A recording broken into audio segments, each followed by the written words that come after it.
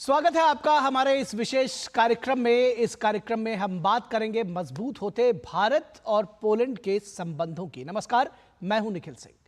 तो प्रधानमंत्री नरेंद्र मोदी पोलैंड के दौरे पर हैं। पीएम की ये यात्रा कई वजह से खास है, ऐतिहासिक है। पिछले 45 वर्षों में किसी भारतीय प्रधानमंत्री की ये पहली पोलैंड यात्रा है। द्विपक्षीय संबंधों को मजबूत करने की दिशा में ये दौरा बेहद अहम माना जा रहा है। दोनों देशों के राजनयिक संबंधों के 70 वर्ष पूरे होने के अवसर पर यह यात्रा रिश्तों को नई ऊंचाई देने में सहायक होगी। गौरतलब है कि पोलैंड भारत का मध्य यूरोप में एक प्रमुख आर्थिक भागीदार है। लोकतंत्र के लिए भारत और पोलैंड की प्रतिबद्धता दोनों देशों के बीच आपसी संबंधों को और मजबूत करती है। और दोनों देशों के प्रधानमंत्रियों के बीच प्रतिनिधिमंडल स्तर की वार्ता हुई है। बेहद महत्वपूर्ण रही ये वार्ता और ये बेहद सकारात्मक भी रही। दोनों देशों के संबंधों को और प्रगाढ़ बनाने में ये सहायक दिखी है। दोनों देशों के बीच द्विपक्षीय और अंतर्राष्ट्रीय महत्व के तमाम मुद्दों पर चर्चा हुई है और खास बात रही है कि दोनों देश संबंधों को रणनीतिक साझेदारी में बदलने पर सहमत हुए हैं। तो क्या कुछ रही है ये जो वार्ता रही है, इस विषय में आपको विशेष बताएंगे। उसके अलावा प्रधानमंत्री के दौरे में और क्या कुछ खास है पोलैंड से, वो भी हम आपको पल पल की लाइव अपडेट्स देते रहेंगे इस कार्यक्रम के जरिए। और इसमें खास मेहमान से भी जुड़ेंगे और ये जानेंगे कि किस तरह से भारत और पोलैंड के जो रिश्ते हैं वो और प्रगाढ़ हो रहे हैं और इन प्रगाढ़ होते रिश्तों के दरअसल मायने क्या है। तो सबसे पहले शुरुआत करते हैं और बताते हैं कि प्रधानमंत्री नरेंद्र मोदी और पोलैंड के उनके समकक्ष डोनाल्ड टस्क के बीच वार्सा में ये द्विपक्षीय बैठक हुई। दोनों देशों के बीच प्रतिनिधिमंडल स्तर की वार्ता बेहद महत्वपूर्ण रही। कई महत्वपूर्ण फैसले लिए गए इसमें। दोनों देश संबंधों को रणनीतिक साझेदारी में बदलने पर सहमत हुए हैं। बेहद महत्वपूर्ण है ये। और साथ ही रक्षा क्षेत्र में सहयोग बढ़ाने पर भी निर्णय लिया गया। दोनों देश जलवायु जैसे मुद्दों पर सहयोग को आगे बढ़ाएंगे। बाद में साझा वक्तव्य में प्रधानमंत्री ने सोशल सिक्योरिटी पैक्ट पर सहमति का जिक्र किया। इसके साथ ही Jam Sahib of Nawanagar youth exchange program भी शुरू करने का ऐलान किया गया। दोनों प्रधानमंत्रियों ने संबंधों को नई ऊंचाई पर ले जाने की प्रतिबद्धता जताई। तो प्रधानमंत्री नरेंद्र मोदी ने इस मौके पर कहा कि हम चाहते हैं कि पोलैंड की कंपनियां भारत के मेगा फूड फार्म्स जो पार्क्स हैं, मेगा फूड पार्क्स, उसमें निवेश के लिए आगे आए। आज हमने संबंधों को एक नई दिशा देने के लिए कई इनिशिएटिव्स की पहचान की है। दो लोकतांत्रिक देशों के रूप में हमारी पार्लियामेंट के बीच आदान प्रदान को बढ़ावा दिया जाना चाहिए। आर्थिक सहयोग को व्यापक रूप प्रदान करने के लिए प्राइवेट सेक्टर को जोड़ने के लिए काम किया जाएगा। फूड प्रोसेसिंग के लिए क्षेत्र में पोलैंड वर्ल्ड लीडर्स में से है। हम चाहते हैं कि पोलैंड की कंपनियां भारत में बनवाए जा रहे मेगा फूड पार्क से जुड़े। भारत में तेज गति से हो रहे शहरीकरण से water treatment, solid waste management, urban infrastructure, ऐसे क्षेत्रों में हमारे सहयोग के नए अवसर खुल रहे हैं। और प्रधानमंत्री नरेंद्र मोदी ने यूक्रेन और पश्चिम एशिया संघर्ष पर गहरी चिंता जताई और उसको एक गहरी चिंता का विषय बताया। पीएम ने जोर देकर कहा कि किसी भी समस्या का समाधान रणभूमि में नहीं हो सकता। यूक्रेन और पश्चिम एशिया में चल रहे संघर्ष हम सभी के लिए गहरी चिंता का विषय है। भारत का यह दृढ़ विश्वास है कि किसी भी समस्या का समाधान रणभूमि में नहीं हो सकता। किसी भी संकट में मासूम लोगों की जान की हानि पूरी मानवता के लिए सबसे बड़ी चुनौती बन गई है। हम शांति और स्थिरता की जल्द से जल्द बहाली के लिए डायलॉग और डिप्लोमेसी का समर्थन करते हैं। तो किसी भी समस्या की बहाली के लिए डायलॉग और डिप्लोमेसी का समर्थन करते हैं, ये कहा प्रधानमंत्री नरेंद्र मोदी ने। और पोलैंड के प्रधानमंत्री ने कहा कि उनका देश भारत के सैन्य उपकरणों के आधुनिकीकरण में भाग लेने के लिए तैयार है। पोलैंड पूरी तरह से तैयार है भारत के सैन्य उपकरण के आधुनिकीकरण में भाग लेने के लिए। हमारे पास आवश्यक तकनीकी क्षमता है, विशेषज्ञ है हमारे ये। मुझे बहुत खुशी है कि हमें न केवल रक्षा के क्षेत्र में लेकिन सैन्य मुद्दों पर भी नहीं, लेकिन टेक्नोलॉजी के क्षेत्र में भारत एक वैश्विक नेता है कृत्रिम बुद्धिमत्ता के क्षेत्र में। और जो मानव जो इन तकनीकों का उपयोग हम कई क्षेत्रों में कर रहे हैं, रक्षा समेत। और पोलैंड के प्रधानमंत्री ने भारत के लोकतंत्र को सराहा। उन्होंने कहा कि शांति स्थापना के प्रयासों में भारत की महत्वपूर्ण भूमिका है। आपसे जो हमारी बातचीत हुई और जिस तरीके से हमने अपने सोच विचार एक दूसरे के साथ साझा किए, तो उससे हमारी समझ जो है वो काफी बड़ी है, ना सिर्फ युद्ध के क्षेत्र में लेकिन और बाकी बहुत जो क्षेत्र है उनके बारे में भी। प्रधानमंत्री जो है वो पूरी तरह से प्रतिबद्ध है पोलैंड के साथ अपने संबंधों को आगे ले जाने के लिए, और यूरोपीय यूनियन के साथ भी वह सहयोग करना चाहते हैं। मुझे पूरा विश्वास है कि आप प्रधानमंत्री जी एक बहुत अहम भूमिका निभा सकते हैं। और इससे पहले प्रधानमंत्री नरेंद्र मोदी का पोलैंड की राजधानी वार्सा में औपचारिक स्वागत किया गया। पोलैंड के प्रधानमंत्री डोनाल्ड टस्क ने चांसलरी में पीएम मोदी का गर्मजोशी से अभिनंदन किया। पीएम को वहां गार्ड ऑफ ऑनर भी दिया गया।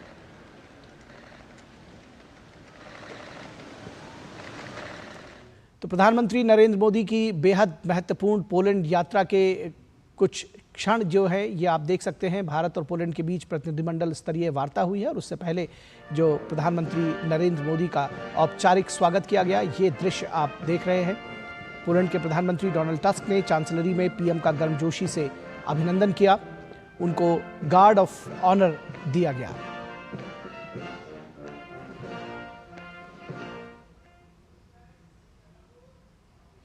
और इस पूरे विषय पर बातचीत करने के लिए हमारे साथ farmer senior diplomat SR Tayal जुड़े हुए हैं।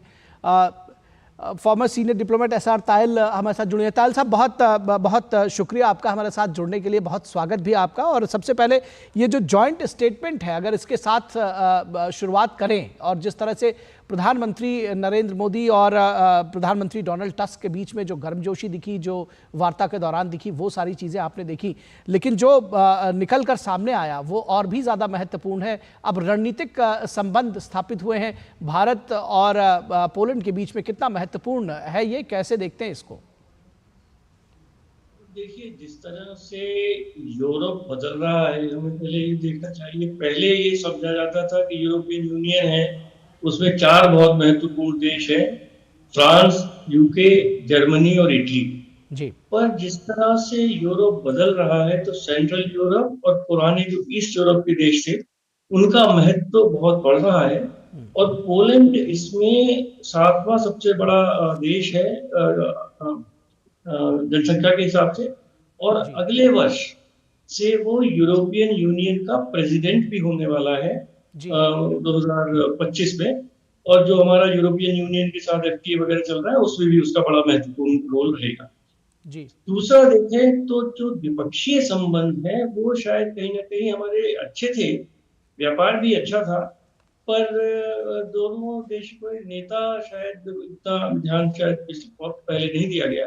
तो इस समय जो बहुत दिन बाद ये विजिट हुई है, 1979 के बाद पहली बार हुई है, तो जो हमारे प्रधानमंत्री वहां गए हैं, और रणनीतिक साझेदारी का जो इस समय दोनों नेताओं ने एक निर्णय लिया है, वो मैं समझता हूँ कि आगे चलने के लिए एक बहुत बड़ा इंगित करता है कि किस तरह से इकोनॉमिक रिलेशनशिप जो अभी तक शायद अधिक रही भारत और पोलैंड के बीच में, उसको पॉलिटिकल और स्ट्रेटेजिक रूप भी दिया जाएगा।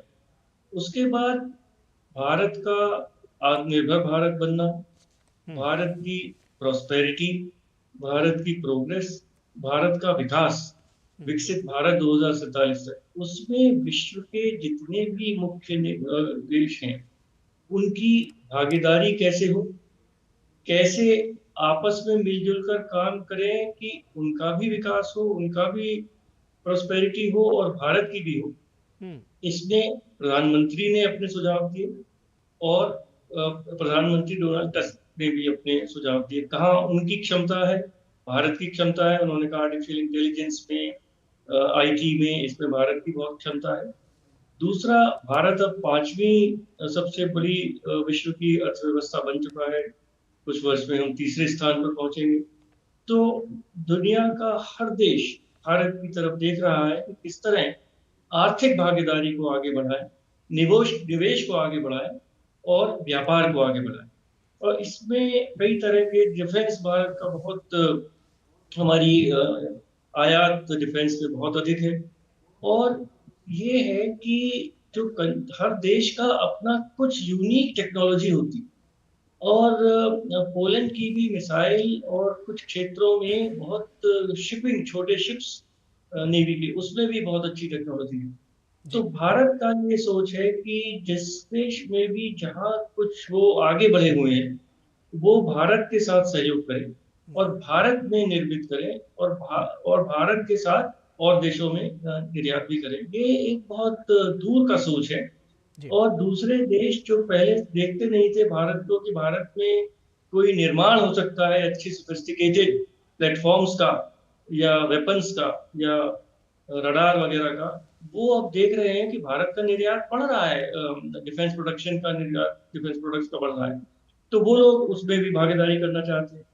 उसके बाद जो इंफ्रास्ट्रक्चर हमारी जिस तेजी से बढ़ रही है, अर्बनाइजेशन बढ़ रहा है और उसमें कुछ दबाव आ रहा है हमारी इंफ्रास्ट्रक्चर पर। सॉलिड वेस्ट मैनेजमेंट एक बहुत बड़ा प्रश्न है, उसमें प्रधानमंत्री ने ध्यान दिलाया और पोलैंड के उसमें कुछ अच्छा उनका काम है।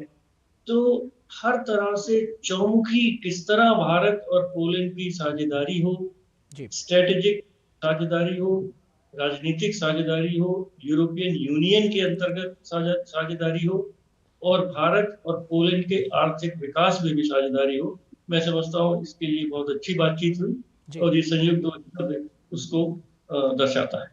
जी, इस जॉइंट स्टेटमेंट में एम्बेसडर तायल कई सारे महत्वपूर्ण तथ्य रहे, लेकिन जो जो जो जिस पर सबकी निगाहें थी, दरअसल अगर कहा जाए कि पोलैंड की तरफ से भी कहा गया कि भारत जो है वो शांति स्थापना के प्रयासों में एक महत्वपूर्ण भूमिका निभा सकता है। कल प्रधानमंत्री यूक्रेन में होंगे, किस तरह से देखते हैं इसको? और प्रधानमंत्री ने भी साफ तौर पर कहा कि भाई ये युद्ध का काल नहीं है और जो शांति की स्थापना है वो रणभूमि से नहीं की जा सकती, डायलॉग और डिप्लोमेसी का समर्थन करता है भारत। अगर हम इतिहास की तरफ देखें, पिछले 100 साल में देखें, पोलैंड और रशिया, सोवियत यूनियन के संबंध बहुत खराब रहे हैं। रशिया ने आधा पोलैंड को ऑक्युपाई कर लिया था द्वितीय विश्व युद्ध में, तो वो सब चीज है। और पोलैंड रशिया के खिलाफ एक बहुत स्ट्रॉन्ग स्टैंड नेटो में भी लेता है और यूरोपियन यूनियन में भी लेता है। इस संदर्भ में प्रधानमंत्री ने ये कहा है कि हम और देशों के साथ मिलकर अपना जो भी रोल है वो करने के लिए तैयार है। इस यूक्रेन रशिया युद्ध में किसी तरह से किस तरह सीज फायर हो या पीस हो। और बार बार जो हमारे प्रधानमंत्री संदेश देते हैं, जो कोर बात है, जो बिल्कुल केंद्र है इसका, कि डायलॉग और डिप्लोमेसी के बिना तो कोई नतीजा या शांति हो ही नहीं सकती, क्योंकि युद्ध स्थल पर इसका फैसला नहीं होगा। ना तो रूस यूक्रेन से हारने वाला है और यूक्रेन को नेटो का इतना समर्थन है, अमेरिका का इतना समर्थन है कि यूक्रेन भी रूस से नहीं हार सकता है। तो युद्ध का तो कोई परिणाम निकलने वाला है नहीं कुछ निकट भविष्य में या दूर भविष्य में भी देखें। तो कहीं ना कहीं किसी ना किसी रूप से डायलॉग और डिप्लोमेसी का रास्ता अपनाना होगा। और उसमें प्रधानमंत्री जुलाई में रशिया गए थे, वहां राष्ट्रपति पुतिन से बात हुई। अब कल यूक्रेन कीव में राष्ट्रपति जेलेंस्की से बात करेंगे। और मैं समझता हूँ भारत एक इस स्थिति में है कि दोनों पक्षों के साथ वो अच्छी तरह क्लियरली, ओपनली, कैंडिडली बात कर सकते हैं हमारे प्रधानमंत्री और हमारे विदेश मंत्री और हमारे अधिकारी। तो एक इस तरह का मैं कहूंगा कि एक रास्ता खोल रहे हैं, जो मैं समझता हूँ शायद अभी तो इसका समय नहीं आया है कि वार्तालाप हो और कोई डायलॉग डिप्लोमेसी का, पर ये आना आना ही है। ये केवल समय का बात है कि कब दोनों रशिया और यूक्रेन दोनों इस स्थिति में होंगे कि वो सोचे कि अब हम बातचीत शुरू करते हैं, और उस समय मैं समझता हूँ भारत इस स्थिति में होगा कि और मित्र देशों के साथ मिलकर इस तरह की डिफरेंसेस को इनका कम करके और एक रास्ता शांति और स्थिरता का उस क्षेत्र में निकले, उसमें एक बहुत ही अहम भूमिका उस समय प्रदान कर सकता है।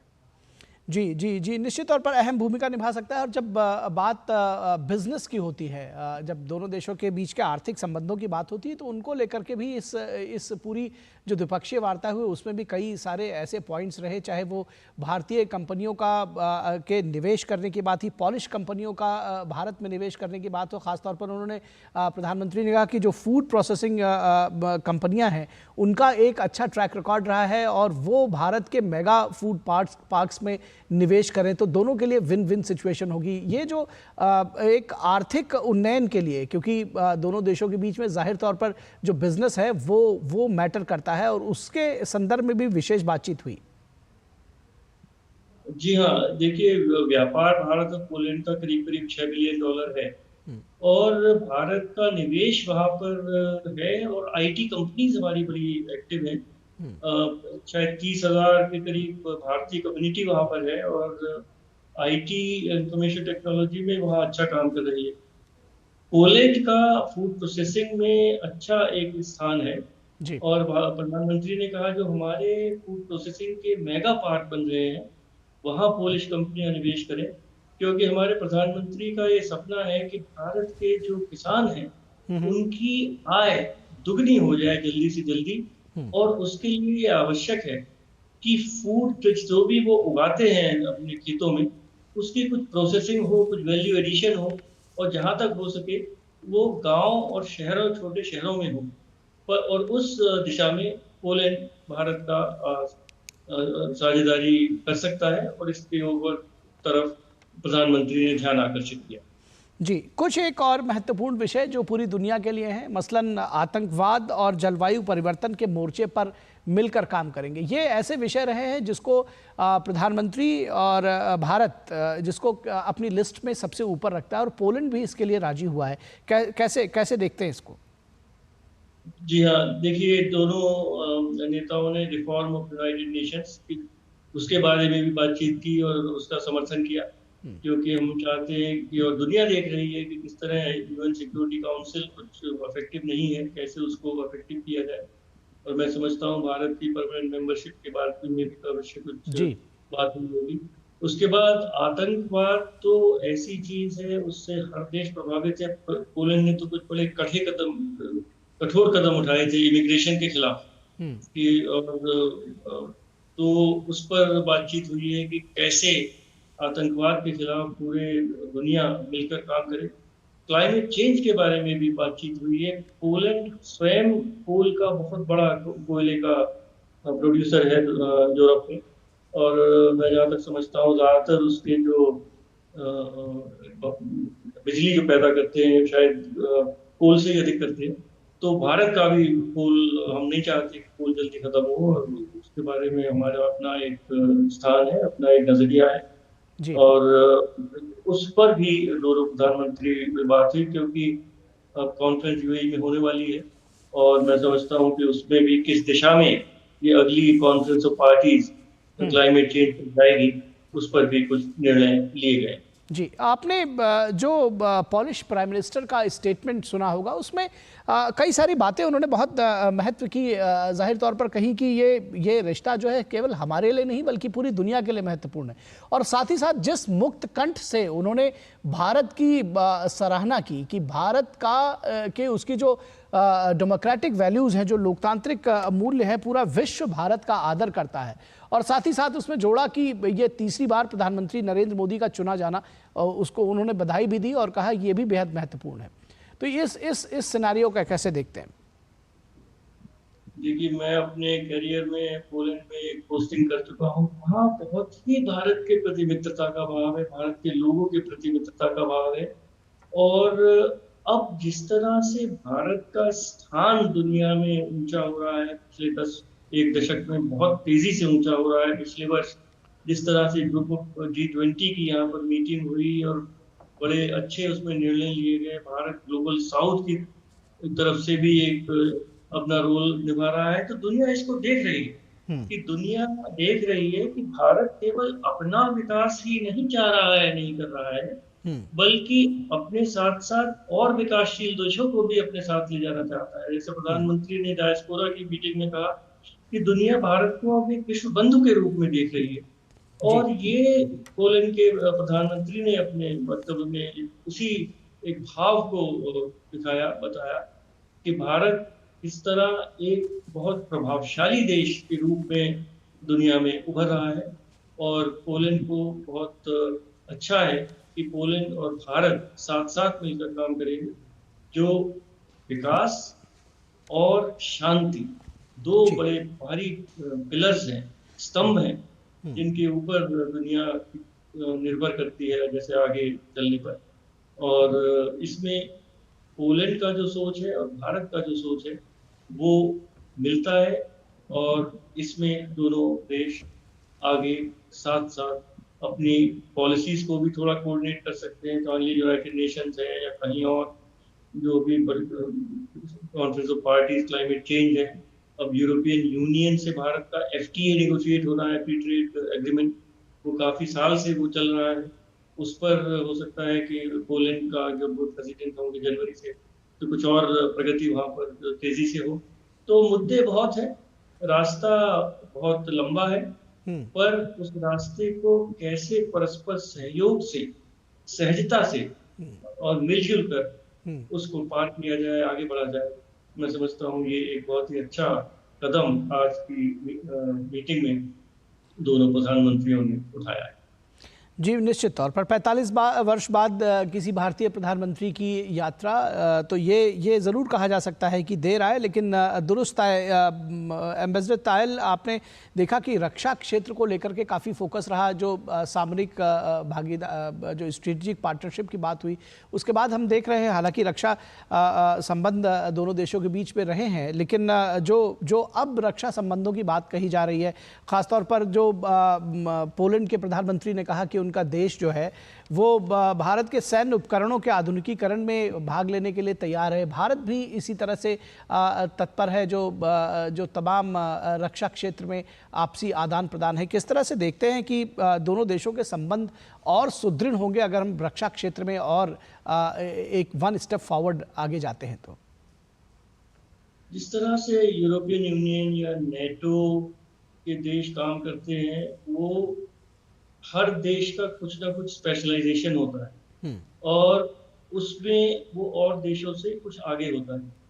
तो दोनों प्रधानमंत्रियों ने एक रास्ता खोला है और कि डिफेंस प्रोडक्शन में और उसमें कैसे पोलैंड भारत के मॉडर्नाइजेशन में इस्तेमाल भागीदार हो सकता है।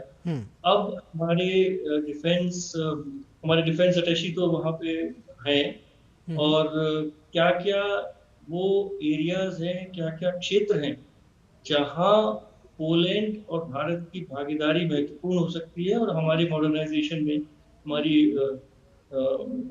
फौज के और एयरफोर्स के मॉडर्नाइजेशन में उनका योगदान हो सकता है। मैं समझता हूँ इस दिशा में बहुत तेजी से प्रगति होगी, क्योंकि सबसे पहली चीज एक राजनीतिक अंडरस्टैंडिंग होता है इस जहाँ तक डिफेंस इक्विपमेंट वगैरह का सवाल होता है, क्योंकि बहुत सारी चीजें होती हैं उन पे बैन लगा होता है कि आप किसी दूसरे देश को नहीं देंगे या मिनिस्ट्री अप्रूवल देगी, और जैसे अमेरिका में होता है, हमने हर जगह देखा है।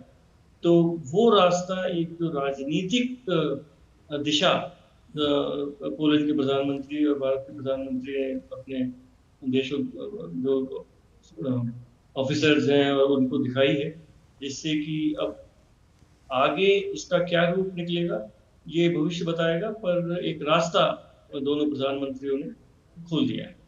निश्चित तौर पर एक रास्ता खोल दिया है और दोनों देशों के बीच सोशल सिक्योरिटी पैक्ट की जो बात हुई है एम्बेसडर तायल, ये कितना महत्वपूर्ण है जो भारतीय कामगार हैं उनकी सामाजिक सुरक्षा और मतलब वाइस वर्सा अगर इसको देखा जाए, लेकिन हम अपने भारतीय कामगारों पर फोकस कर रहे हैं। किस तरह से सोशल सिक्योरिटी पैक्ट जो है ये महत्वपूर्ण है? ये बहुत महत्वपूर्ण है। देखिए, भारत की इस समय जो हमेशा एक मोबिलिटी, भारत की स्किल्ड लेबर, अनस्किल्ड लेबर, उसकी मोबिलिटी पर बहुत ध्यान दिया जा रहा है कि वो दूसरे देशों में आराम से जाकर काम कर सकें और उसके जो भी कंडीशंस हैं वो नियमित हों कि कितनी उनको पेंशन मिलेगी कि नहीं मिलेगी। देखिए, ये सोशल सिक्योरिटी फंड जैसे काटते हैं दूसरे देशों में, तो जब भारत का कोई प्रोफेशनल हो, आईटी है, वो जब वापस आता है तो वो सोशल सिक्योरिटी फंड जो उसकी तनख्वाह से वहां डिडक्ट होता है वो वही रह जाता है और वो उसको नहीं मिल पाता, बड़ी मुश्किल से मिलता है, तो पैसा उसका है। तो इस तरह की कई चीजें होती हैं जिसमें भारत के जो स्किल्ड प्रोफेशनल्स और जो अनस्किल्ड बाहर जाके काम करते हैं, तो जो उनका हक है, जो उनका ड्यू है, वो भी उनको कहीं कहीं नहीं मिल पाता है और उसके लिए बहुत मशक्कत करनी पड़ती है। तो जिससे सोशल सिक्योरिटी पैक्ट में जो समझता हूँ, जिस जो भी उसके क्लॉजेस होंगे, उसमें इस चीज को स्ट्रीमलाइन किया गया होगा और ये सब मोबिलिटी को हेल्प करता है कि भारत का अगर कोई मान लीजिए आईटी एक्सपर्ट है, डॉक्टर है, नर्स है, अगर पोलैंड में काम करना चाहे पोलैंड में करे, उसके बाद मान लीजिए अमेरिका, इंग्लैंड कहीं और जाना चाहे तो वहां चले जाए। पर इसका मतलब ये नहीं है कि वहां उन्होंने जो भी अर्जित किया है या जो डिडक्शंस हुए हैं या उसमें कोई वहीं रह जाए या कोई उनकी मोबिलिटी में खलल पड़े। तो ये एक, मैं समझता हूँ कि भारत अब कुछ प्रयत्न कर रहा है कि हर देश जहाँ पे भारत के professional skilled and skilled worker जाते हैं, चाहे गल्फ हो, चाहे जापान हो, अमेरिका हो, वहाँ कुछ रूल्स क्लियर हो और हमारे देशवासियों को ठीक से पता हो कि उनका ये हक है और उसको वो उनको मिलेगा। ये भारत और उस देश के बीच में अंडरस्टैंडिंग है या एग्रीमेंट। जी, निश्चित तौर पर तो कई सारी महत्वपूर्ण वार्ता हुई है, कई मायनों में प्रधानमंत्री का ये दौरा बेहद महत्वपूर्ण है। इस पर हम एम्बेसडर तायल आपके साथ ये चर्चा को आगे जारी रखेंगे, लेकिन यहाँ रुकेंगे एक छोटे से ब्रेक के लिए। दर्शकों, आप भी कहीं मत जाइएगा, हम जल्द हाजिर होंगे। ऐसी जान जो है सारे घर की दुलारी, उसकी सुरक्षा और स्वास्थ्य है हम सबकी जिम्मेदारी। 5 साल से कम उम्र के बच्चों को दस्त से बचाने के लिए तैयार है परिवार।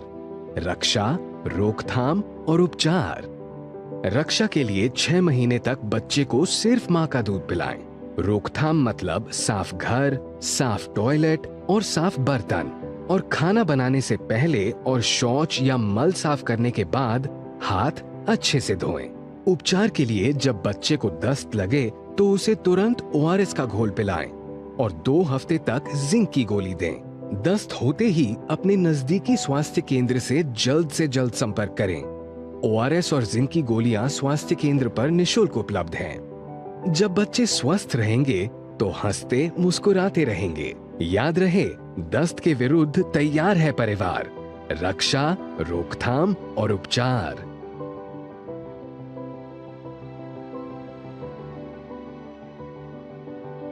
अधिक जानकारी के लिए आशा दीदी से संपर्क करें। स्वास्थ्य एवं परिवार कल्याण मंत्रालय द्वारा जनहित में जारी।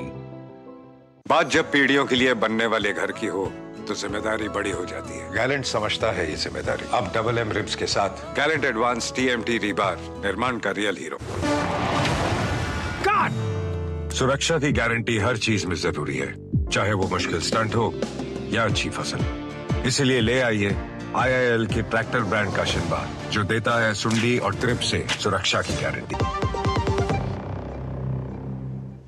स्वागत है आपका ब्रेक के बाद, और आप देख रहे हैं हमारा विशेष कार्यक्रम मजबूत होते भारत पोलैंड संबंध। और प्रधानमंत्री नरेंद्र मोदी की पोलैंड यात्रा के बारे में हम चर्चा कर रहे हैं। किसी भारतीय प्रधानमंत्री की पिछले 45 वर्षों में ये पहली यात्रा है। 70 वर्ष भारत और पोलैंड ने पूरे किए हैं राजनयिक संबंधों के, और इसमें एक स्टेप फर्दर हम आगे गए हैं जब रणनीतिक संबंध दोनों देशों के बीच में स्थापित होने जा रहे हैं। स्ट्रेटेजिक पार्टनरशिप दोनों देशों के बीच में होने जा रही है, और जो भारत और पोलैंड के बीच में प्रधानमंत्री स्तर की जो प्रतिनिधिमंडल स्तर की वार्ता हुई है उसमें कई महत्वपूर्ण मुद्दों पर चर्चा हुई है। द्विपक्षीय और वैश्विक मुद्दों पर चर्चा हुई है। बेहद महत्वपूर्ण रही है ये यात्रा, और ये प्रधानमंत्री की यात्रा अभी ऑन गोइंग है, और इससे जुड़े हुए जो भी अपडेट्स हैं, लाइव अपडेट्स हैं, वो हम आपको लगातार दिखाते रहेंगे, उससे रूबरू कराते रहेंगे। फिलहाल हमारे साथ इस पूरे विषय पर प्रधानमंत्री नरेंद्र मोदी की यात्रा पर चर्चा करने के लिए SR Tayal, farmer senior diplomat, बने हुए हैं। एम्बेसडर तायल, जब हम जो चर्चा कर रहे थे, दरअसल अगर बात करें तो चाहे वो रणनीतिक संबंधों की बात हो, निवेश की बात हो, जो पीपल टू पीपल कांटेक्ट है वो भी बेहद महत्वपूर्ण भूमिका निभाता है दो देशों के बीच में। जो Jam Sahib of Nawanagar youth exchange program शुरू करने की बात की, या ये उसकी एक कड़ी के तौर पर आप देखते हैं? देखिए, ये जिस तरह वहां से मेरे ख्याल से करीब 5-6 हजार स्त्रियां और बच्चे पोलैंड से आए यहाँ, क्योंकि उस समय वहाँ द्वितीय विश्व युद्ध चल रहा था 1942-43 में। आधा रशिया ने हथिया लिया था पोलैंड, आधा जर्मनी के कब्जे में आ गया था, और वो लोग वहां से जो भाग रहे थे उस समय जो राजा राम साहब नवानगर ने जिस तरह का एक बहुत ही लार्ज हार्टेड रूप में इनका स्वागत किया, जो ये शिप से आए थे, और पोलैंड में इसको बहुत ही एम्बेसडर तायल, आपको यहाँ रोकना चाहेंगे। कुछ विशेष तस्वीरें हम अपने दर्शकों को रूबरू करा दें। जो अज्ञात सैनिकों के को श्रद्धांजलि अर्पित की है प्रधानमंत्री नरेंद्र मोदी ने, ये तस्वीरें आप देख रहे हैं, और बेहद महत्वपूर्ण ये तस्वीरें हैं। अज्ञात सैनिकों को, अननोन सोल्जर्स को रीथ ले किया है प्रधानमंत्री ने, जिन्होंने पोलैंड के लिए, अपने देश के लिए अपने प्राण न्यौछावर किए हैं। तो अनाम गुमनाम सैनिकों को श्रद्धांजलि अर्पित कर रहे हैं प्रधानमंत्री नरेंद्र मोदी।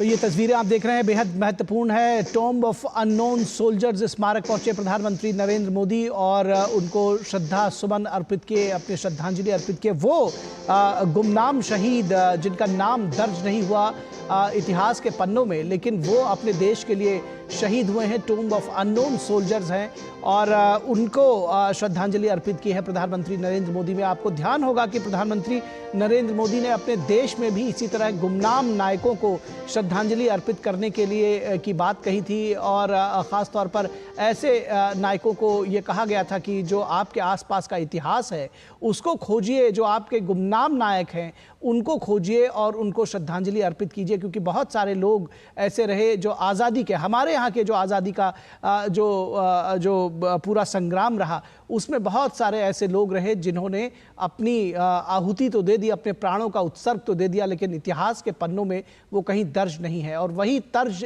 देखा जा रहा है tomb of unknown soldiers Poland में, जिस पर प्रधानमंत्री पहुंचे हैं उनको श्रद्धा सुमन अर्पित करने के लिए। रामधारी सिंह दिनकर ने एक कविता लिखी थी जो मुझे अभी स्मरण हो रही है। कलम आज उनकी जय बोल, जला अस्थियां बारी बारी, चिटकाई जिनने चिंगारी, जो चढ़ गए पुण्य वेदी पर, लिए बिना गर्दन का मोल। कलम आज उनकी जय बोल, तो कलम आज उनकी जय बोल रही है, और जो शहादत अपने देश के लिए दी है पोलैंड के उन अननोन सोल्जर्स को, उनको श्रद्धा सुमन अर्पित कर रहे हैं प्रधानमंत्री नरेंद्र मोदी। और एम्बेसडर तायल हमारे साथ जुड़े हुए हैं। एम्बेसडर तायल, हम दोनों देशों के बीच जो पीपल टू पीपल कांटेक्ट की बात कर रहे थे और चर्चा हो रही थी Jam Sahib of Nawanagar youth exchange program की। जी, एक बात मैं यहाँ ये कहना चाहूंगा कि द्वितीय विश्व युद्ध की शुरुआत 3 सितंबर 1939 को हुई थी, जब जर्मनी ने पोलैंड पे हमला किया था जी। और द्वितीय विश्व युद्ध में जान माल का जितना नुकसान पोलैंड को हुआ, शायद रशिया के अलावा, सोवियत यूनियन के अलावा और किसी देश को वहां नहीं हुआ यूरोप में। 60 लाख पोलिश लोग द्वितीय महायुद्ध में अपनी जान दी, पहले जर्मनी से लड़ने में, फिर रशिया से लड़ने में। तो मैं समझता हूँ कि प्रधानमंत्री tomb of the unknown soldier गए और ये जो उन्होंने अपना श्रद्धा सुमन पेश किए, इसकी बहुत गरिमा है और इसका एक बहुत इम्पोर्टेंस। दूसरा देखिए, पीपल टू पीपल, ये जो देश में कुछ चीजें ऐसी होती हैं जो हमेशा याद रहती हैं उस देशवासी को। कोई दूसरा देश अगर संकट के समय किसी देश की मदद करता है तो वो उस देश की एक कलेक्टिव मेमोरी, जिसे हम कहते हैं हिस्टोरिक मेमोरी होती है, उसमें रहता है। तो जो जाम साहब और नवानगर और इन्होंने किया कोल्हापुर में, और 6000 शायद उस समय आए थे पोलैंड के, तो वहां से भाग रहे थे स्त्रियां और बच्चे जी। वो वहां की साइकी में, मेमोरी में है। और जब इनके पोलैंड के राष्ट्रपति, मुझे याद है 3-4 साल पहले आए थे, तो जब वहां गए थे जामनगर, उन्होंने वहां पे श्रद्धा सुमन अर्पित किए थे जी। और दूसरा, अगर इसको आज के रूप में देखें तो देखिए 5000 भारत के विद्यार्थी पोलैंड में पढ़ रहे हैं, ये एक अच्छी तरह पढ़ रहे हैं।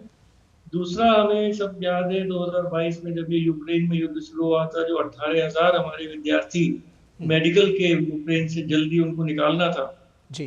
किस तरह भारत की सरकार ने और प्रधानमंत्री के निर्देश पे बहुत तेजी से काम किया जी। और पोलैंड में भारत के विद्यार्थियों को, पोलैंड का यूक्रेन का बॉर्डर मिलता है, बिना वीसा के जी पोलैंड में आने की इजाजत दी। और वहां भारत का मंत्री भी गए हुए थे, और बहुत जल्दी उनको वहां से निकाल के भारत भेज दिया गया। तो भारत भी नहीं भूल सकता है जिस तरह से भारत के नागरिकों का भारत। आज प्रधानमंत्री ने अपने वक्तव्य के दौरान इस पर आभार भी जताया एम्बेसडर तायल जी। जी जी, तो बिल्कुल पब्लिकली आभार बताया, और इस चीजों को ये दिखाता है कि एक मित्रता भी है और एक इसको एक संवेदना है भारत को पोलैंड के प्रति, पोलैंड को भारत के प्रति, भारत के नागरिकों के प्रति। और इतने वहां अगर 25-30 हजार भारतीय कम्युनिटी के लोग हैं, काम कर रहे हैं, तो देश बहुत बड़ा नहीं है, मेरे ख्याल से 4 करोड़ से कम उसकी जनसंख्या है। तो ये सब दर्शाता है कि पीपल्स टू पीपल कनेक्शन बहुत है वहाँ। स्कूल ऑफ ओरिएंटल स्टडीज बहुत पुराना है जी। और हिंदी और संस्कृत इतनी अच्छी तरह पढ़ाई जाती थी जब मैं वहाँ था, कि बहुत ज्ञानी वहाँ पे लोग थे।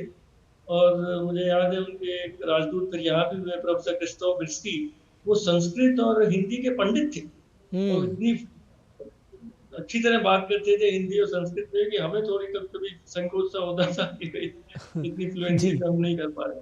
तो बहुत सारी इसके आयाम होते हैं पीपल टू पीपल कनेक्शंस के, वो व्यापारिक हों, विद्यार्थियों के बीच में हो, मानसिक काम करने वालों के बीच में हो, इंटेलेक्चुअल्स के बीच में हो, साइंटिस्ट के बीच में हो, और ये सब सूत्र हैं जो एक बहुत अच्छी रस्सी भारत की और पोलैंड के बीच में एक जोड़ते हैं, संबंधों को जोड़ते हैं। जी, और जो भारतीय प्रतिभा है, मेधा है, चाहे वो आईटी सेक्टर से जुड़े हुए तमाम जो परचम दुनिया भर में भारत का की स्किल लीडर्स जो लहरा रहे हैं दुनिया भर में, पोलैंड भी उनमें से एक देश है। क्योंकि आज आपने देखा कि जब वीज़ा की बात हुई, वीज़ा प्रोसेस को बेहतर बनाने के लिए काम करने पर सहमत हुए हैं दोनों देश। आपने ये देखा, ये कितना महत्वपूर्ण है। आपने कहा कि करीब 25-30 हज़ार भारतीय वहाँ रहते हैं और वीज़ा प्रोसेस जो है वो उसको बेहतर करने की बात आज हमने पॉलिश प्राइम मिनिस्टर की तरफ से देखी है।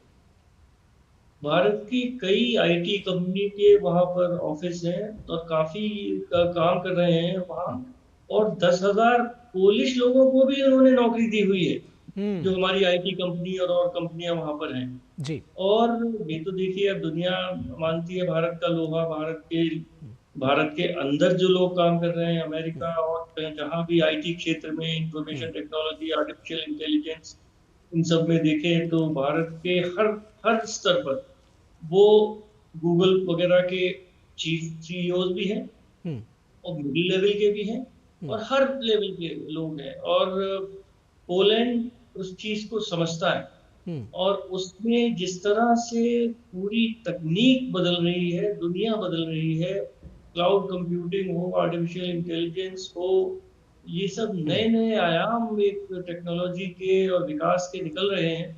और उसमें दुनिया ये और पोलैंड ये देख रहे हैं कि भारत इसमें एक अग्रणीय स्थिति में है। और इसमें जिस तरह से इस बजट में भी और उससे पहले ये सर्वर्स और काफी प्रयत्न किया गया है कि भारत के जो इनोवेटर्स हैं, जो स्टार्टअप के लोग हैं, एंटरप्रेन्योर्स हैं, उनके लिए कोई उनको अड़चन ना आए, जो अगर वो कुछ सोच उनका है और किस तरह आगे बढ़े।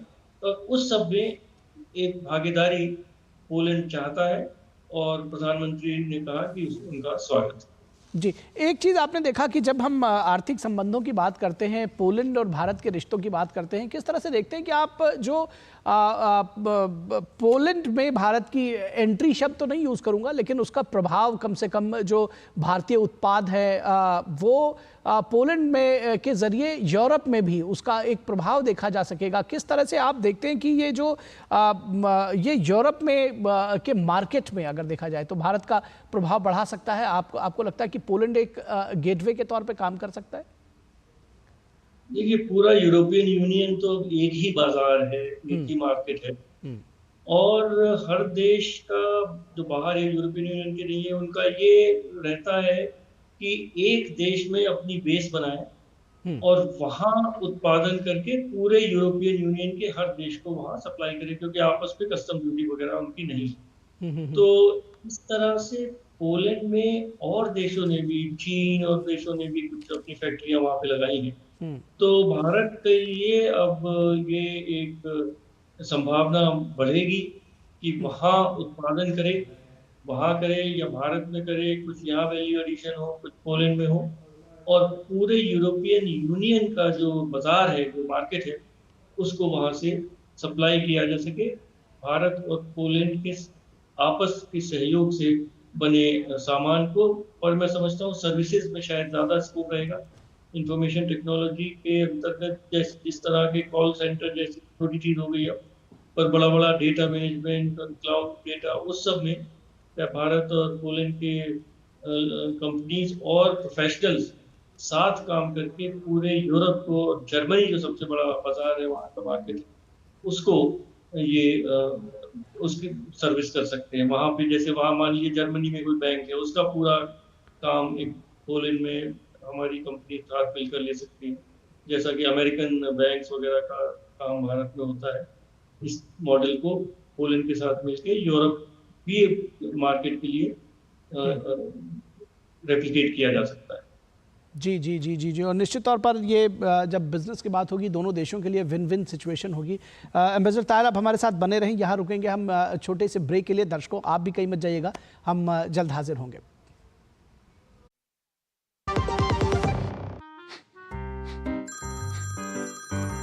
सर आपका केवाईसी अपडेट करना है, नहीं तो अकाउंट और एटीएम कार्ड ब्लॉक हो जाएगा। सावधान सावधान, 2.5 करोड़ का इनाम मुझे। देखिए, अनजाने कॉल्स, फर्जी ईमेल्स, लिंक्स और जाली ऐप से अपना पिन, ओटीपी, पासवर्ड कभी भी किसी के साथ शेयर न करें। आप रहेंगे सावधान तो नहीं होगा नुकसान। आरबीआई कहता है, जानकार बनिए, सतर्क रहिए। बात जब पीढ़ियों के लिए बनने वाले घर की हो तो जिम्मेदारी बड़ी हो जाती है। गैलेंट समझता है ये जिम्मेदारी। अब डबल एम रिब्स के साथ गैलेंट एडवांस टीएमटी रीबार, निर्माण का रियल हीरो। ब्रेक के बाद एक बार फिर आप सभी का स्वागत है। हम चर्चा कर रहे हैं भारत और पोलैंड के संबंधों की। प्रधानमंत्री नरेंद्र मोदी इस वक्त पोलैंड के दौरे पर हैं। 45 वर्षों के बाद कोई भारतीय प्रधानमंत्री पोलैंड के दौरे पर है और ये बेहद महत्वपूर्ण दौरा है। द्विपक्षीय वार्ता हुई है, दोनों देशों के प्रधानमंत्रियों की प्रतिनिधिमंडल स्तर की वार्ता हुई है। उस पूरे विषय पर बातचीत करने के लिए हमारे साथ विशेष मेहमान SR तायल, जो कि फॉर्मर सीनियर डिप्लोमेट है, हमारे साथ जुड़े हुए। एक बार फिर से स्वागत है एम्बेसडर तायल आपका। और अब इस चर्चा को आगे बढ़ाएंगे, समझने की कोशिश करेंगे कि जैसे कोई भी एक जनरल अगर जो व्यूअर है उसके लिए, जो एक आम भारतवासी है, वो सोचता है कि जब हमारे प्रधानमंत्री गए हैं वहाँ पर तो हमारे लिए क्या टेक अवेज होंगे, किस तरह से इस दौरे को के महत्व को रेखांकित करेंगे। जो इस वक्त पे दौरा हुआ है कितना महत्वपूर्ण है? देखिए, भारत को विकास के रास्ते पर आगे अगर तेजी से चलना है, 2047 तक विकसित भारत बनना है, तो भारत ये अकेले नहीं कर सकता है। जिस तरह से दुनिया की अर्थ इकोनॉमीज एक दूसरे से जुड़ी हुई हैं, जिस तरह मान लीजिए हमारा तो 80-85% पेट्रोल बाहर से, क्रूड बाहर से आता है, उसके पेमेंट के लिए फॉरेन एक्सचेंज चाहिए। हमारे अब तो मेरे ख्याल से 20 मिलियन के करीब या भारतीय मूल के लोग बाहर काम करते हैं, चाहे वो गल्फ में हो, यूएस में हो, 30,000 पोलैंड में, उनका वेलफेयर। तो बहुत सारी चीजें हैं जो भारत की प्रगति के लिए, जो सबसे बड़ी चीज है कि हमारे नेबरहुड में, इंडो पैसिफिक में, दुनिया में शांति रहे, स्थिरता रहे। अगर लड़ाई होगी तब तो फिर विकास की तरफ आप जा ही नहीं सकते। इन सब, तो ये मल्टी सेक्टोरल अप्रोच कह लीजिए, या किस तरह से अंतरराष्ट्रीय जगत की स्थिति ऐसी हो जो भारत के विकास में सहयोग करे और हमारे उसमें कोई रास्ता ना रोके। मैं समझता हूँ, देखिए अब जैसे आपने यूक्रेन रशिया का युद्ध देखा जी, तो युद्ध तो वहां चल रहा है, पर हम रशिया से हमने सस्ते में ऑयल सप्लाई किया हमने, और उससे बिलियंस ऑफ डॉलर्स का फायदा भारत को हुआ। भारत तो अल्टीमेटली भारत के कंज्यूमर का फायदा हुआ। क्यों हुआ? क्योंकि प्रधानमंत्री के और भारत के रिलेशंस हमारे रशिया से बहुत अच्छे हैं, और अमेरिका वगैरह ने भी थोड़ा रोष किया, पर कोई ज्यादा नहीं किया, क्योंकि हमारे रिलेशन उनसे भी अच्छे हैं। तो एक जिस तरह प्रधानमंत्री ने आज अपने वक्तव्य में कहा कि जब वो भारतीय मूल के लोगों को संबोधित कर रहे थे कि अब भारत की जो पॉलिसी है कि हर देश से, दुनिया के हर देश से हम उनके नजदीक आए और उनके साथ मिलकर काम करें, और उसमें उनका भी विकास हो और भारत का भी विकास हो। और उसमें ये तो मानना पड़ेगा कि भारतीय मूल के जो तो कितने 6 करोड़ हैं या 5 करोड़ हैं, जो जहां भी हैं वो वहां के विकास में भी बहुत हाथ बढ़ा रहे हैं। मैं हमेशा जब मैं यूएस पोस्टेड था तो मैं कहता था कि भारतीय मूल के जो लोग हैं उनका दिल आपके लिए भी धड़कता है और हमारे लिए भी धड़कता है, और दोनों देशों के बीच में वो एक ब्रिज का काम करते हैं। प्रधानमंत्री जैसे कहते हैं, वो तो सब एम्बेसडर्स है भारत। बिल्कुल। तो बहुत सारी चीजें, देखिए भारत एक 130 करोड़ लोगों का देश है, हमारे रिक्वायरमेंट्स बहुत अधिक, एक 1/6 हर छठा नागरिक दुनिया का भारत का जी। तो उस तरह से आप सोचिए कि किस, और हमारी देखिए आर्थिक, हमें प्रोग्रेस चाहिए, हमें एम्प्लॉयमेंट चाहिए। हमें अब इस तरह, अब जैसे कल हमारे कॉमर्स मिनिस्टर ने कहा, सही कहा कि भाई ये अगर ई कॉमर्स बढ़ती चली जाएगी तो फिर हमारे एम्बेसडर तायल, आपको यहाँ रोकना चाहेंगे। यहाँ ये जो हम दृश्य दिखा रहे हैं, प्रधानमंत्री नरेंद्र मोदी ने मुलाकात की है यूएस, माफ़ कीजिएगा, पोलैंड के प्रेसिडेंट के साथ में। ये विशेष तस्वीरें हैं और प्रधानमंत्री नरेंद्र मोदी का पोलैंड दौरा जारी है। दिन में आज प्रधानमंत्री के साथ द्विपक्षीय वार्ता की थी और ये जो तस्वीरें आप देख रहे हैं वो पोलैंड के राष्ट्रपति से मिले हैं प्रधानमंत्री नरेंद्र मोदी। और ये जो गर्मजोशी है वो आप देख सकते हैं, राष्ट्रपति आंद्रे सेबेस्टियन डूडा के साथ में बेहद गर्मजोशी के साथ हाथ मिलाते हुए, और जो जिस तरह से वार्तालाप करते हुए जो तस्वीरें आप देख सकते हैं, जो चेहरे की मुस्कुराहट है, जो बॉडी लैंग्वेज है, वो अपने आप में बहुत कुछ कहती है। तो जिस पॉजिटिविटी के नोट के साथ ये दौरा शुरुआत हुआ है, उसी तरह से ये आगे बढ़ता हुआ राष्ट्रपति आंद्रेज सेबेस्टियन डूडा के साथ में ये मुलाकात करते हुए प्रधानमंत्री नरेंद्र मोदी।